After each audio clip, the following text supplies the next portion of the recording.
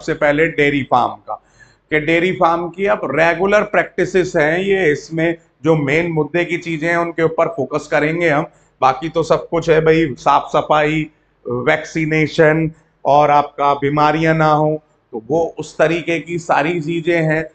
Sloping फर्श हो ताकि जो भी एक्सक्रीटा हो वो सीधा नालियों में चला जाए, और उनकी साफ सफाई, तो वही सारी चीजें इसके अंदर आपको दी हुई हैं। तो देखिए कि इन डेयरी में हमारा मेन पर्पस क्या है। हमारा मेन पर्पस है मिल्क। ठीक है। अब यहां पर डेयरी एनिमल्स, जैसे हम बात करें डेयरी एनिमल्स की, तो यहां पर हम बात कर रहे हैं एक तो काओ और एक बफेलो। ठीक है। One is cow and is one is buffalo. अब बफेलो और काओ की हम बात करें तो इनमें आपका दो तरीके की वैरायटी होगी। एक हो गया मिल्चिंग और एक हो गया ड्रॉट। ड्रॉट तो लेबर के लिए यूज होगा, तो इसके अंदर आपका बुल या ही बफेलो यूज होगा। ठीक है जी। यानी कि मेहनत के काम जो एग्रीकल्चरल वर्क्स होते हैं, और मिल्चिंग यानी कि मिल्क पर्पसेस के लिए, दूध देने के लिए। तो यही दो वर्क हैं जो डेयरी मैनेजमेंट में यूज होते हैं, तो ये आपको ध्यान में रखनी होगी। अब यहाँ पर मिल्क यील्डिंग के लिए क्या है, हम milk primary dependent quality of breeds. अब ब्रीड्स किसके बेसिस पर देखी जाएगी, लैक्टेशन के बेसिस पर। फिर ये CUET के लिए इंपॉर्टेंट हो जाता है।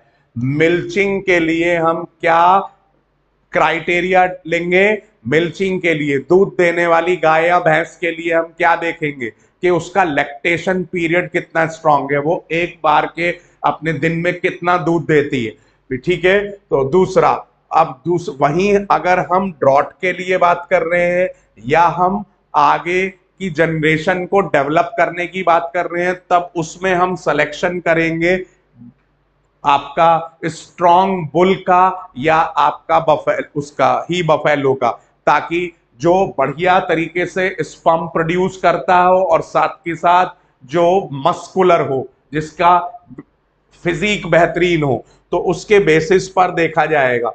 selection of good breeds having yielding potential under the climatic condition of the area, that is also very important।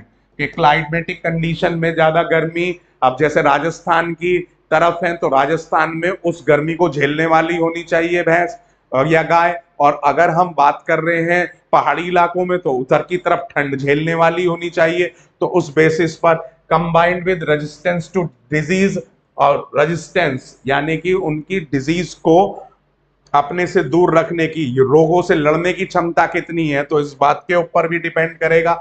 Next आता है जी आपका, for the yield potential to realize cattle have to be well looked after. भाई उसका रहन सहन बढ़िया हो, उसको अच्छे खासा पानी मिले, और डिजीज फ्री एनवायरमेंट हो, साफ सफाई अच्छे तरीके से उनकी हो सके। Next, the feeding of cattle should be carried out in scientific manner with special emphasis of quality and quantity of order। Balance diet दिया जाए उन्हें, फाइबर, प्रोटीन, फैट्स, वाइटामिन, सब चीजों का। तो ये सारे इंपॉर्टेंट व्यूज हैं। बिसाइड्स इंस्ट्रिंजेंट क्लीननेस, मतलब कि अच्छे तरीके से साफ सफाई के अलावा हाइजीन का भी ध्यान देना जरूरी है। जो हैंडलर्स हैं वो भी, और कैटल हैं उनका भी। क्योंकि अगर इनकी चीजों में दिक्कत हुई तो मिल्किंग में, स्टोरेज में, और ट्रांसपोर्ट ऑफ मिल्क में, और उनकी प्रोडक्ट्स में कंटेमिनेशन हो जाएगा, और कंटेमिनेशन हो जाएगा तो बड़ी प्रॉब्लम हो जाएगी। तो ये आपका इनकरेक्ट करेक्ट वाले स्टेटमेंट टाइप क्वेश्चन इसके अंदर पूछे जा सकते हैं, जो इस बार नीट में भी बहुत आए हैं, या मैच द कॉलम। तो उस पर्पस के बेसिस पर इनको तैयार करें। Nowadays, of course, much of these processes have become machinized, which reduces the chance of direct contact of produce with the handler। तो इसलिए अब ये प्रैक्टिस जो है उसमें डायरेक्ट कांटेक्ट हैंडलर्स का कम हो जाता है, और जिस बेसिस पर इसका पॉइंट आउट हमें बेहतर मिलता है।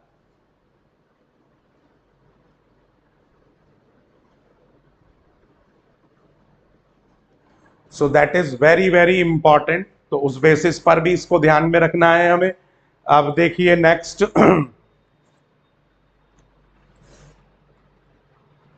नेक्स्ट देखिए, ensuring these stringent measures would of course require regular inspection, ये देखभाल करें, डॉक्टर को बुलाएं, प्रॉपर रिकॉर्ड कीपिंग, मतलब हर तरीके से इंस्पेक्शन हो कि उसकी डाइट ठीक ठाक चल रही है नहीं, खाना ठीक ठाक चल रहा है या नहीं, सफाई ठीक ठाक चल रही है या नहीं, एंड जो कहीं से बारिश का पानी तो नहीं आ रहा है, कहीं से गर्म, तो हर चीज को हमें मॉनिटर करना है इसमें, क्योंकि एक भी कोई भी प्रॉब्लम बड़ी हो सकती है।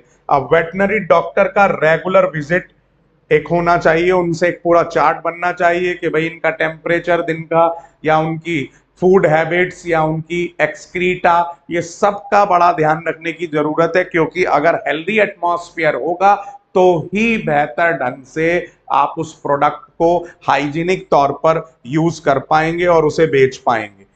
नेक्स्ट देखिए जी, अब पोल्ट्री फार्मिंग मैनेजमेंट। अब पोल्ट्री के अंदर फिर सीयूईटी के लिए जो इंपॉर्टेंट बात है बच्चों, वो ये है कि पोल्ट्री में भी आप बर्ड्स को दो पार्ट में डिवाइड कर सकते हैं, एक तो फॉर मीट और दूसरा हो गया जी फॉर एग।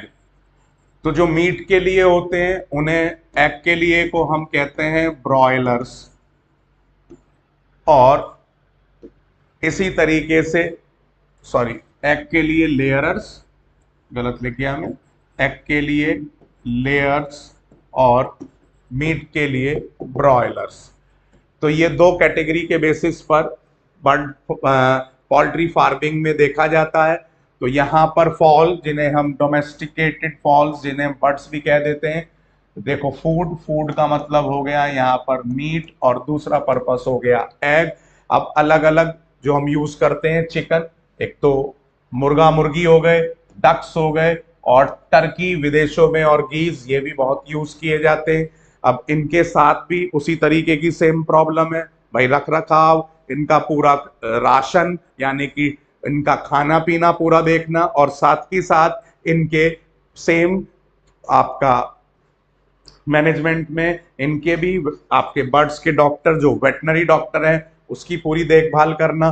तो वही सेम चीजें इसके अंदर हैं जो आपको ध्यान में रखनी है। ठीक है जी। नेक्स्ट देखिए जी, अब ये आपको इसके अंदर एनिमल ब्रीडिंग बहुत इंपॉर्टेंट कॉन्सेप्ट है, 100% एग्जाम में मिलेगा ही मिलेगा। और साथ ही साथ ये दो डायग्राम भी ध्यान में रखें। ये एक जर्सी काओ का डायग्राम आपको दे रखा है जिसका लैक्टेशन पीरियड बहुत बढ़िया होता है, और ये लेग हॉर्न जो सबसे ज्यादा चिकन के फॉर्म में यूज किया जाता है और बहुत पॉपुलर है ये। तो ये दोनों डायग्राम ध्यान में रखें। नेक्स्ट देखिए जी, ब्रीडिंग, ये बड़ा इंपॉर्टेंट टॉपिक है